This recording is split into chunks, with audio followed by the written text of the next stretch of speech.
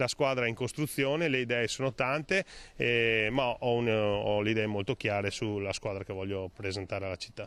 Squadra pronta in una ventina di giorni, promette il neoeletto sindaco di Treviso Mario Conte, che non si sbottona ma neppure smentisce i nomi che circolano nel toto giunta di queste ore, a cominciare da quello del leghista Cristian Schiavon, ex presidente di ATS, che andrebbe al bilancio, a cui si affiancherebbero il chimico Alessandro Manera, braccio destro di Conte in campagna elettorale, che si occuperebbe di ambiente, e una donna esterna però alla lista che si è presentata alle amministrative. L'unico nome che faccio è Andrea De Checchi, che sarà il mio vice sindaco. Per tutti gli altri invece mi riservo di fare delle attente analisi anche in base agli equilibri della coalizione. Cristian Schiavon, tra l'altro, oltre ad essere un ottimo professionista è anche un amico, quindi è uno dei nomi che stiamo valutando, però è un po' prematuro in questo momento confermare nomi. Giancarlo Gentilini si aspetta in giunta due dei suoi fedelissimi, Giuseppe Basso, la cui nomina appare tuttavia improbabile, e Sandro Zampese, quasi certo all'urbanistica, anche se lui ieri si è ben guardato dal confermarlo. Io non parlo di queste cose perché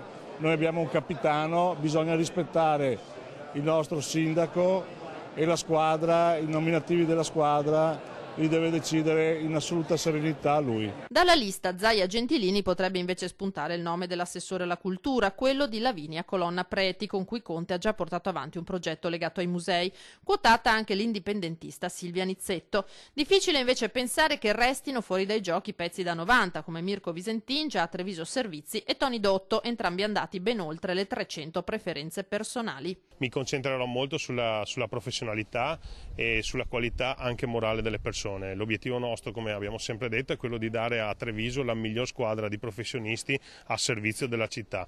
Ci tengo anche a sottolineare che ognuno, in base alle proprie competenze, deve essere molto più bravo del sindaco. Io voglio avere una squadra di persone veramente molto preparate, molto competenti e molto predisposte anche all'ascolto delle esigenze dei cittadini.